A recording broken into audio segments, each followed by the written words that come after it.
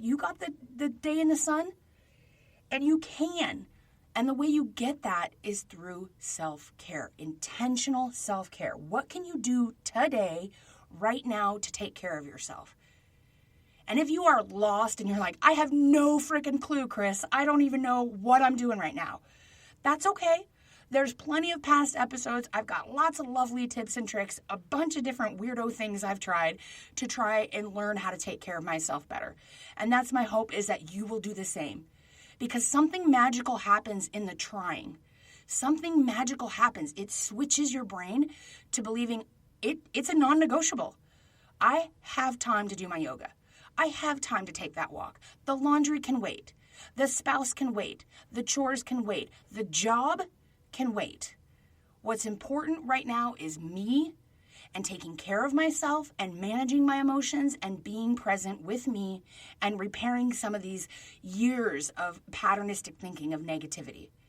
And I want that for you too. And again, if you're a beginner, if this is all new to you, it's a lot to absorb. And remember, just listening to the show, just having found this podcast, putting the time in, getting the positivity in your ear holes, that is an act of self-care. So you're already starting out with a win. So great job. I'm so proud of you. All right, number 4 on my list of the 5 most common mistakes that beginners to self-care make is we're thinking we're choosing self-care over something else.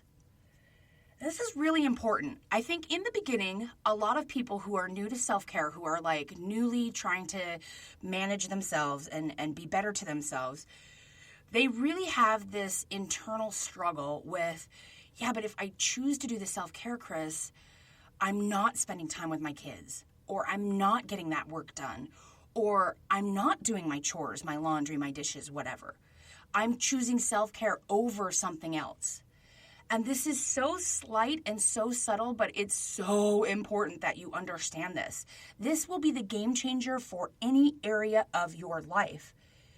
You are not choosing self-care over anything else. You are choosing self-care, period. And I have said this before, and I will say it again because it bears repeating. It is not you first, period. It is you first, comma. Meaning that you're not this selfish, self-centered person who's just focused on, me all the time. You are just an in-control person who chooses me first before going forth and conquering the world and doing all the amazing shit you're doing. And I really want us to get into that mindset that it's not you selecting yourself over the kids. It's not you selecting yourself over your job. It's you selecting you first. And then whatever's left over. See, that's the thing, is that we so often give ourselves whatever's left over at the end of the day. And what's left over at the end of the day? The shittiest, drained version of you. And that's not fair to you. You deserve the best version of you out the gate. So this is about deciding that you are choosing self-care, period. You're not choosing it over anything else. Number 5, the last mistake I see a lot of people making, a common mistake that beginners to self-care make, is that they're goalless in their self-care. They're literally aimless with the self-care. They wander in like a child in a store, like, oh, I'm here for self-care. Here I am. And that's it. Why isn't this making me feel better? How come listening to this podcast for months on end hasn't changed my life? Well, you have to have goals. You have to, like I said in the beginning, you're the captain of the ship. I'm not doing your work for you. You got to do your own inner work. That's how this works. See, I love that, like, society thinks self-care is all this foo-foo, hippie, woo-woo, dippy, like, love yourself, peace and happiness, when it's really kind of a boss lady option of managing yourself. It's really a kind of tough as nails process of being in charge of yourself. It's no longer resigning to give that responsibility to others and then wondering why they're not fulfilling it the way you want. This is about you managing you. This is about you setting goals for yourself and measuring your progress. Do you love yourself a little bit more than you did before you started listening to this podcast?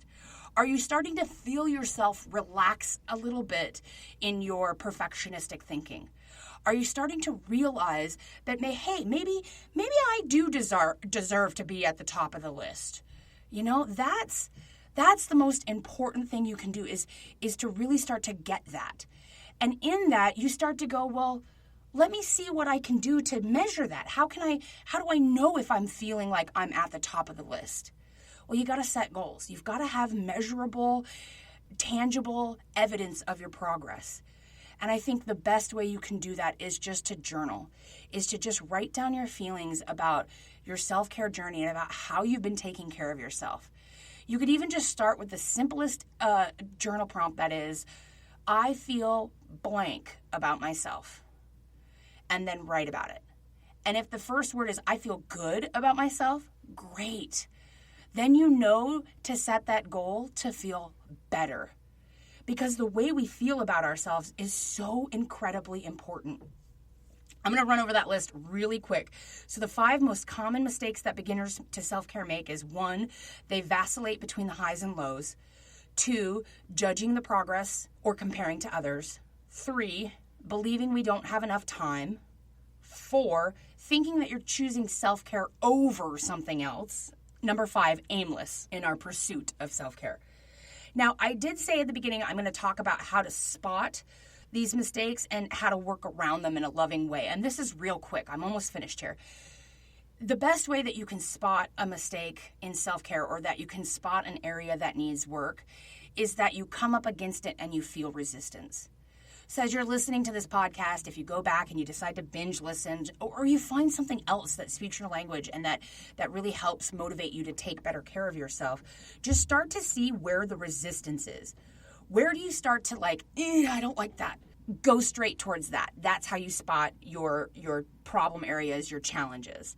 And the way that we work around that in a loving way is we just give ourselves grace. And I want you to practice that this weekend if you can. Every time you make a mistake, anytime you're feeling bad about yourself, anytime you find yourself back in that old repetitive suck hole of thinking you're a piece of crap, I want you to really just decide, we don't think like that anymore. We don't talk about ourselves like that anymore. And I'm working towards a better relationship with myself. And you just make that decision. And that's how you walk around that problem in a loving way. All right, that's it for this week. Thank you so much for joining me. If you have a story you'd like to share and you want to be on the show, please email me. It's Chris, Kris, at selfcareissexy.com. Okay, we've got some really great content coming your way, so stay tuned. And remember that self-care is sexy. We're giving you permission to put yourself first.